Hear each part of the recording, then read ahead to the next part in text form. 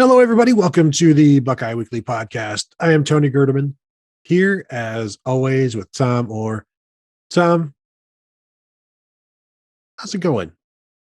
I saw one of our listeners on the board called that your power pause. And it's like, I don't know if it's a power pause. I always feel like it's like you're trying to remember, what do I ask him after this every time? It's like, it's the same thing every show. And I keep forgetting. What is it?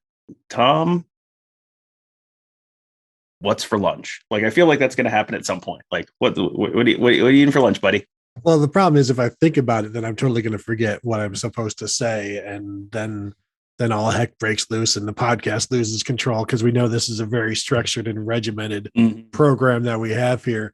And if it starts out poorly, it's going to just be poorly throughout the entire thing. And I know the listeners kind of like that. I, as a professional, do not care for that. So I try to, early on when we started doing the show, people say you got to have like something you say all the time. It's like, no, I'm not doing that. I can't come up with anything clever. And as you see, the most cleverest thing I could come up with is, hey, how's it going? And here we are. And then you put it on me to say something different every time because it's like, I don't know. We do these shows like literally every day. So I don't know, pretty much the same as yesterday, likely much the same as tomorrow. Oh, that's why you should start turning it back on me and be like, I'm fine. How are you? Tell me something unique about the day. And I'll be like, 4 minutes of silence later. Well, let's start the show. And so, yeah, it is. I do like how I have put that on you, and then you have to come up with something, and then we can just go from there. It makes it easier on me because, as you know, Tom, I'm the one that puts all of the work into the show. Today, for once, that's actually true. Like sometimes you'll send me show notes, which is just like an outline of like, hey, we'll just talk about, Tony Alford's new position and, hey, NFL draft deadline passed and, recruiting news. And it'll be just a couple bullet points. Today, I opened up the Google Doc and it was like, this is 2 pages. This is the most research I've ever seen you do for a show. So that means this will either be the best or worst show we'll ever do. And if it's the worst, we should never do research again. I'm all for that one. Because, Tom, what I'm going to do today is just read line for line, word for word, what I've written down. It'll be not just regimented, but also scripted, which are the best kinds of podcasts. But there is news on the Ohio State front as Tony Alford was named, Tom, the run game coordinator for the Ohio State football program on Tuesday, which is today. And now, don't worry, he is still the assistant head coach for offense. Oh, thank goodness. Not to be confused with the associate head coach for offense, which is Justin Fry. So I don't want people to be confused by that, but this will come with, I don't know. Tom, what do you think? 20% raise? What's the going rate for a pass game, run game coordinator bump? Boy, that's a good question. I'm going to say 10 to 20% is probably about right. And, I'm sure everyone at home is sitting there going, well, what's the difference between an assistant head coach and an associate head coach? The answer, friends, is not a darn thing. The answer is, well, we have to give you have you ever heard the phrase title creep? Where you have to give someone, it's like, oh, well, this is a new position, lots of new responsibilities. And therefore, with those new responsibilities, you're going to get a raise commensurate with those new responsibilities. Because as a public institution, Ohio State is not likely to just give people like, yeah, it's a 30% raise. Why? Just because we like you did a good job last year, 30% raise. Like, that's the kind of thing you kind of have to justify with new responsibilities to justify that raise. So now Tony Alford has the responsibilities of the assistant head coach for offense. What does that mean, and how does it differ from what he had last year? Oh, sorry, we're all out of time. That's the end of today's show. Yeah. Tom, I will take issue with you when you say you don't know what the difference between associate and assistant are. It's like they're spelled wildly different. So that's true. I'm surprised you missed that, being a speller like you are. Now, in Tony Alford's 7 years now, he has had 6 1,000-yard rushers. Started out in 2015 with Ezekiel Elliott's final year. Then went to Mike Weber in 2016. Then J.K. Dobbins in 2017. and 2018 and 2019. Then 2020 took a break because of the COVID year and only produced Trey Sermon with like 700 yards rushing. But what Trey Sermon did end up doing was setting the OSU single game rushing record with 331 yards against Northwestern in the Big Ten championship game. So that's not nothing. And then came back this year with Travion Henderson's 1,000 yards as a true freshman. 4 times in school history, a true freshman has rushed for 1,000 yards at Ohio State. Tony Alford has coached 2 of them. Tom, name the 2 that he did not coach. I'm going to guess it's Archie Griffin and Maurice Clarett, or did Robert Smith do it? Robert Smith did do it, yes. Okay, so Robert Smith and Maurice Clarett and Archie Griffin must have fallen just short, I guess. 974 or something like that as a true freshman. Yeah. Okay. So yeah, that's still that is pretty elite company. And you know, you have the in the same way there's title creep, there's it's probably not a complete coincidence that 3 of those came when they were not playing 11 games during the season. Maurice Clarett played 14 in 2002, and J.K. Dobbins played 13 in 2017, and then again this year 13 for Travion Henderson. So you know, the longer regular season certainly helps, but yeah, no, that's. I think it would be very difficult to look at Tony Alford's recruiting, Tony Alford's production on the field, Tony Alford's track record with getting guys in the NFL draft, and think, I don't know, I'm not sure about this Tony Alford fellow. Like, what is he really bringing to the program? Because Mark Givler and Bill Green did a show late last week, I think, on the Gives in the Bank feed, talking about the impact that Alford has in recruiting in Florida. And he is, Brian Hartline kind of gets all the accolades because he's bringing in these 3-4 man classes every year and they're all dynamite. Tony Alford is bringing in just very consistently fantastic running backs every single year. He's got potentially another big name on the hook for 2023 and Richard Young that he's not committed yet, but they're sort of the favorite. But, he brought in Travion Henderson. Evan Pryor seems like he's got, something going. Dallin Hayden, very solid back for the 2022 class. And, before Henderson and Evan Pryor, 2020 was Mayan Williams, but you got to remember, he basically had Bijan Robinson locked and loaded. And then Bijan Robinson's family said, that's pretty far from that's pretty far from Tucson. So no, but he had Bijan Robinson ready to go as well. So you're just constantly bringing in the very best running backs every single year. And, he deserves a lot of credit for that. But he also, he was the lead recruiter for Cedric Hawkins, who is a safety prospect who just committed at a time when Matt Barnes and Kerry Combs were headed out the door. So he was kind of the face of the Ohio State program on that one as well. So he has done a very good job in terms of recruiting, in terms of development. And, if you want to keep a guy around, you keep paying him more money, where it wouldn't make sense for Tony Alford to leave to go be the offensive coordinator of some smaller program where, if he's going to make less money than he is at Ohio State. So unless he gets a head coaching job somewhere, and Colorado State, I think, has swung and missed twice on opportunities to hire him. That was his alma mater. I still don't understand why they didn't bring him in, but that's unless he leaves for a head coaching position, at some point you're making so much money, you got things rolling big enough that it maybe makes sense to stay where you are for the foreseeable future, which would be a good thing for Ohio State. Yeah, and there are other programs coming after him, and it's good that Ryan Day lets him know through a bump and a title raise that you are appreciated, that they do want you. I know Alex Gleitman provided an update on the offensive line recruiting, and Peyton Kirkland is a 4-star offensive tackle in Florida that I guess maybe Justin Fry hasn't been able to get to yet, but Tony Alford has been involved there as well, as you mentioned, the Florida connection. So, he's got his hands in everything. Tom, he is the assistant head coach for the Ohio State offense, after all. So, that's not just a title. There's something that's very important. Yes. Well, and as we saw with when Ryan Day missed a game last year, it was Larry Johnson, the associate head coach for the Ohio State defense, who took over.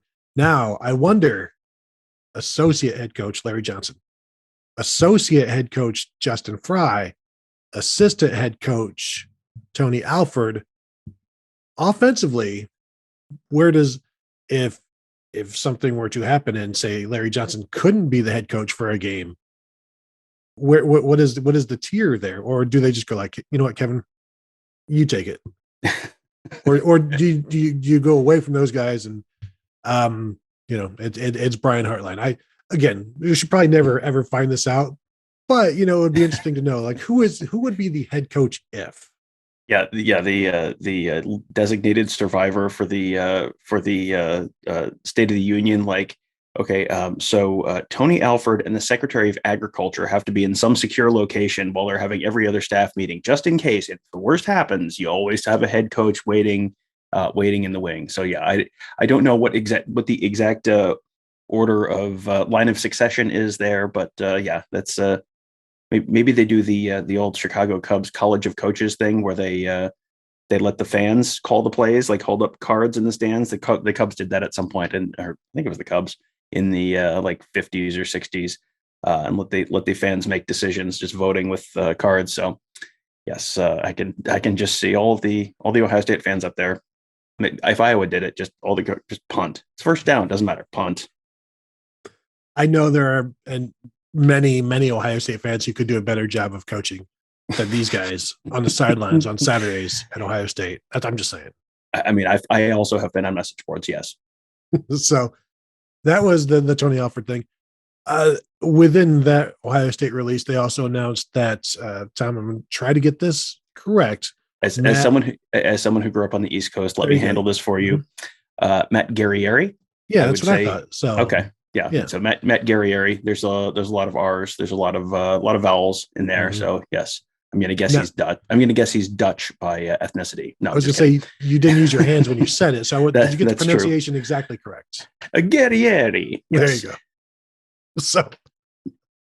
So he is named the senior advisor and analyst. He comes from Duke. He was co-defensive coordinator there for the last 4 years.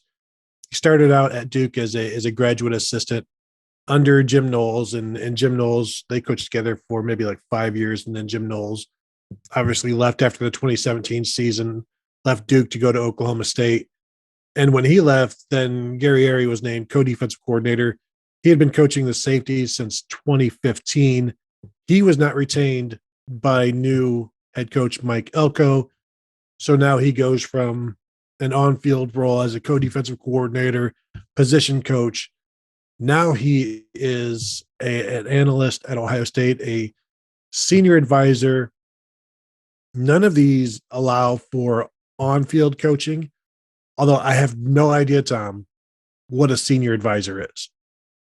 It's like it's like a regular advisor, but older. Next question. Oh, okay. So, and the thing is, he's not that old. He's a pretty young guy. But for me, I just view this as, okay, analysts can only make so much at Ohio State in the range of, just some of them, $50,000 to $60,000+ a year. The advisor, no idea. I don't know. It's something kind of created like assistant defensive coordinator when Urban Meyer gave that to Kerry Combs a few years back, where it's like, that's never been in existence before. So I don't know what an advisor is. It might just help him. There may be some sort of a bump there as well to keep him not within the range of his old pay as a co-coordinator at Duke, which I don't even know what that'd be, $200,000 a year, as a position coach at Duke, a private institution. So they don't really give out the assistant coach salaries. Mm-hmm. But this maybe makes him a little more whole, but still not whole. But even then, this is a huge opportunity to go from Duke, and I'm sure he could have gone many different places, but this is an opportunity to get back with Jim Knowles. Clearly, he has a connection there. But this is you go from Duke, that's all you've ever known basically as a coach, to go to Ohio State, where the possibilities, sure, the pay isn't great as an analyst. You can live on it, but it's the opportunity, the chance to win, the networking, the connection. You have to move through coaching staffs when you're growing and when you're getting older and building your resume. So this is an interesting move for him. I think it's really good for Ohio State. Well, this is something that makes a lot of sense from his end and a lot of sense from Ohio State's end, because from Ohio State's end, you're bringing in a whole new defensive system, new defensive coordinator.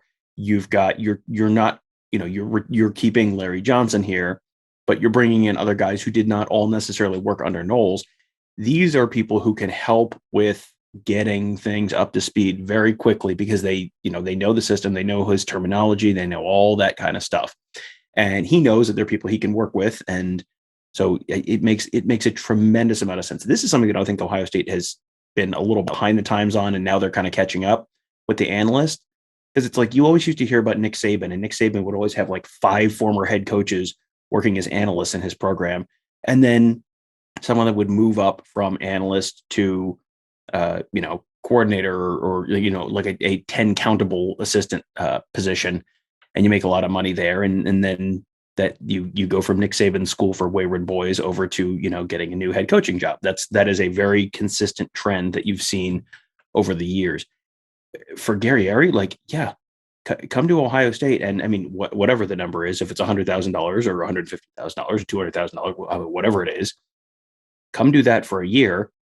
You are probably going to have, there tends to be at least a little bit of turnover on the Ohio State staff every year. Someone is going to get a head coaching job. Some position coach is going to get a coordinating job somewhere at some point, and then one of those staff positions opens up. This is a very easy way to get your foot in the door, and you're kind of, you're betting on yourself. It's like going to work for a new company, and you're a startup. Ohio State football famously has not existed before now, so this is a great analogy on my part. But you're going to work for a startup, and you take a little bit less money up front, but you have the opportunity to rise pretty quickly as the organization grows. You're getting your foot in the door on the defensive coaching staff. Very clearly, Knowles has significant impact on on the hires and all that kind of stuff. You're coming into a system you're familiar with. You know what it's like working with Knowles. Obviously, he's fine with working with Jim Knowles. Come in, get your foot in the door, get going. You have a good season. All of a sudden, boom, you're in demand either at Ohio State or somewhere else. So yeah, this is a very logical step for them, and it's for Ohio State. You should be bringing in people like this. They had Todd Fitch and Paul Rhodes last year, one on each side of the ball. You have the money. You can't spend it on the players. This seems like a very logical place to bring in more people, more eyeballs, more brains, more people who have experience working with Knowles and know what Knowles wants to do. That's going to make it a lot easier. And we can get into, a little bit later what they can and can't do. But just in terms of implementing stuff this offseason, getting people up to speed, this is exactly what they needed to do. Yeah. And in terms of salary, he may still be getting paid from Duke based on, where was he in his contract? So there's also that to keep in mind. Let's discuss what an analyst can do, because I know that's a popular question when people hear about, they've added this guy and this guy and this QC guy and this grad assistant. What can I do? So analysts cannot do any on-field coaching. They can be on the field. They can offer encouragement, Tom. They can be in the huddles. They can be around the coaches. They can talk to coaches. They can say good job, players. But when they're on the grass, in between, I can't even say in between the sidelines or whatever, anywhere, if their toe touches grass, there can be no coaching. I wonder if it's a lot. Fortunately, Ohio State has artificial turf, so those rules don't apply. Here's something, Tom, that I have a question of. Speed limits. Is it when you see the sign, or is it when you hit the sign? And ideally, you're just passing, not actually hitting, but go on. Well, correct. So it's the same way with analysts. Is it when you see the field, or is it when you hit the field? I don't know. I think the NCAA needs to clear this up, but no coaching can go on on the field. What they can do is watch film with players and discuss it with them afterwards. But a lot of what analysts do, it's just film work and just doing stuff that the coaches ask you to do about film work and helping players that way, helping prep the opponent prep as well. But it's just funny. It's like the rules of the NCAA, of course, there are so many just silly things like you can be around them, you can offer encouragement, but don't tell them how to do anything. You could say, if you say good job, is that too much coaching, or is that okay? Yeah, you have in your notes here, you have analysts may be in game huddles as long as no coaching occurs. They are allowed to offer, quote, words of encouragement, close quote, in such a setting. So does that mean if you say to someone, hey, you really screwed that up, is that a violation? Or are you only allowed to say positive things? And it's like, if I mess something up, they're just going to be staring at me. There's going to be this icy silence. It's like, this is less a coaching staff and more a bad marriage. But this is a lot like the rules for assistant coaches, like the 10 countable assistant coaches, where they can be around the players on the field like during the summer. But if there's a football there and a football is involved, then that changes it. And then the assistants can't be around there. And it's, there is a certain point at which it's like rules for the sake of rules. And I guess they have to draw a line somewhere. So this is where they've chosen to draw the line, which okay. This is about 573rd on my list of issues with the NCAA. So I'm not going to go on a tremendous rant here, but it's I think everyone sort of understands what the spirit of the law is. And, do I believe in my heart of hearts that the 572 Alabama analysts never once offered anything other than a word of encouragement during a football game? Friends, I do not believe that in my heart of hearts, but, is that something that's going to make that big of a difference? Probably not. And is it like a game of telephone where you can, you can't say to a player, hey, you've got to, take a open your hips more in coverage there. But I can tell the coach, and the coach can tell the player, like, okay, yeah, sure, all right, that's fine. We're making a real difference here. Way to change the world. Yes, you mentioned, as you said, it's in quotes, words of encouragement.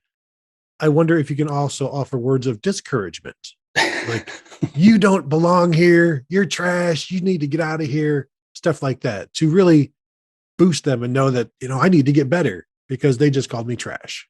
I think maybe, or is that too much coaching? That might be too much coaching, but they can be around in the off season as well. Basically, they can go wherever they want. There's just no on-field coaching. And I wonder how frustrating that is, or if it's just really, as you say, like there's nobody around. Am I really going to see like your feet are too wide open? Am I going to pull the assistant coach over? Like, hey, I'm just noticing like this feet, they're too open. Could you go tell him that? And like, Mark Emmert swoops him from the rafters like Batman. Like, I saw that.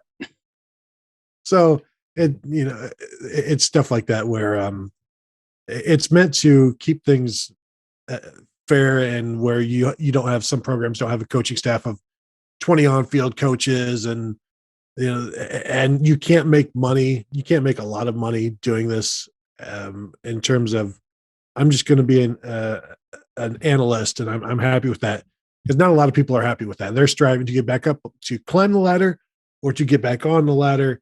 As you said, it's been a rehabilitation program at Alabama, and Mike Loxley's not going to just continue to sit there like, no, I like this. I'm good doing this. And Sark, that's there. You can't just stockpile. You go through guys as they run through your little Alabama hostel that you've got going. So,